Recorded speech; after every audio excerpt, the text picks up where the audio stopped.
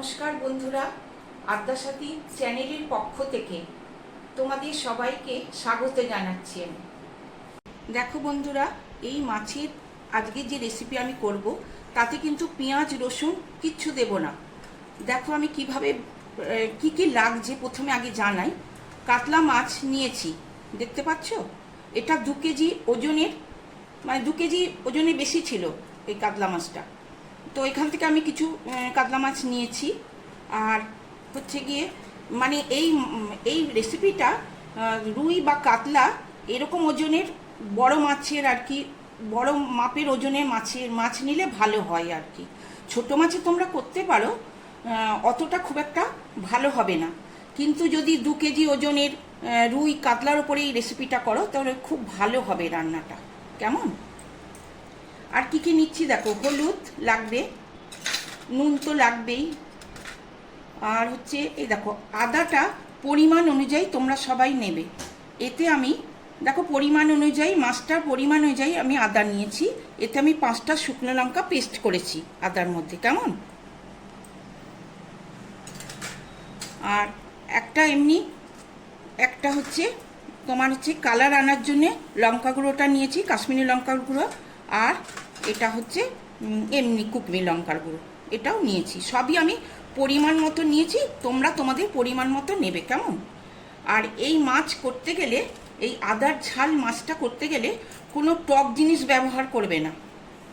আর হচ্ছে তেলটা পরিমাণ মতন দিয়ে করবে, অতিরিক্ত তেল দেওয়া চলবে না। আর হচ্ছে এই পেঁয়াজ রসুন এগুলো ছাড়াই এই মাছটা করতে হবে। কেমন? এবার দেখো আমি কি করে মানে মাছটা ভেজে কিভাবে করছি। দেখো বন্ধুরা, প্রথমে কড়া বসিয়েছি, তারপর কড়া গরম হয়েছে, তেল দিয়ে দিয়েছি পরিমাণ মতন। কেমন? তেলটা গরম হয়ে গেছে, এবার মাছটা ছাড়ছি। দেখো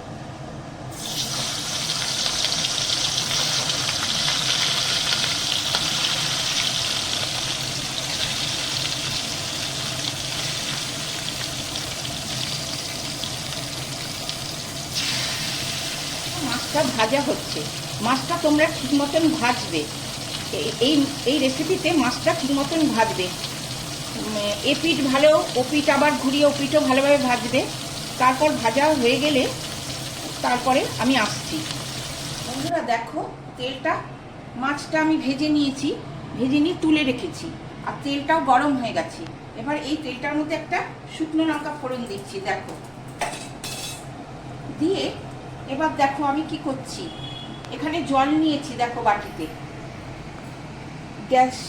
গ্যাসটাকে একটু কমিয়ে রেখেছি।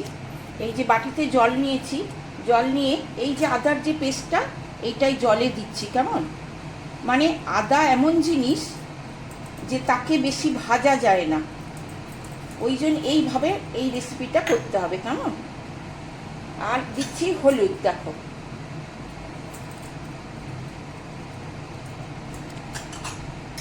দিয়ে এরকম ভালো করে জলটা ভালো করে গুলিয়ে নেবে।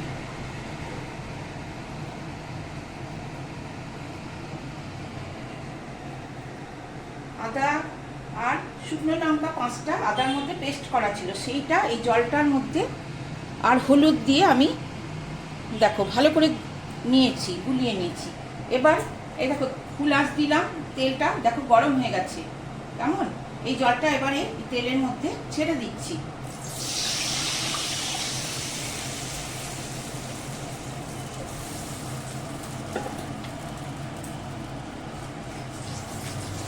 তোমরা আদার মশলাটা ভাজতে যাবে না, এইভাবে ব্যবহার করবে এই রেসিপিতে।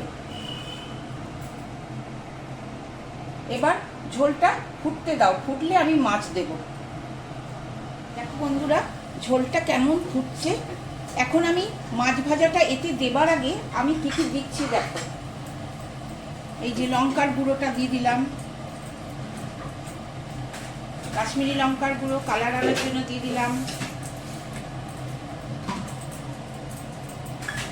আর দিয়ে দিলাম পরিমাণ মতো নুন।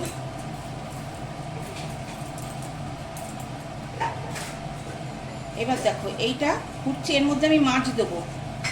এই ঝোলটা সমেত মাছটা একটু যখন লেগে লেগে যাবে মশলাটা কড়ায়, তখন কিন্তু এইটা রান্নাটা হয়ে যাবে। কেমন? ছেড়ে দিচ্ছি, দেখো।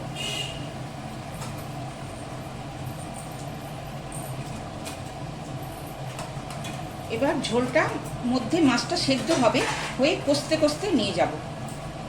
বন্ধুরা দেখো, আমার রান্নাটা একদম হয়ে গেছে। মানে দেখবে এরকম, মানে খুব ঝোল রাখবে না, এরকম মাখা মাখা করবে। এই যে কড়াই দেখো ঝোলটা লেগে লেগে যাচ্ছে, কেমন? আর আমি যেভাবে করলাম তোমরা এইভাবে করার চেষ্টা করবে, হ্যাঁ। আর আমাকে কিন্তু জানাবে, সাবস্ক্রাইব করবে, কেমন? বন্ধুরা নাবাবার আগে একটু চিলি ফ্লেক্স ব্যবহার করবে মাছটায়, দেখতে পাচ্ছ? দিয়ে তবে নাবাবে, কেমন?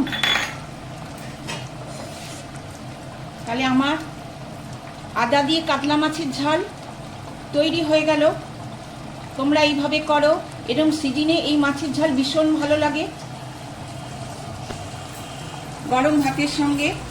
এই দেখো বন্ধুরা, রেডি হয়ে গেছে। সবাই ভালো থাকবে।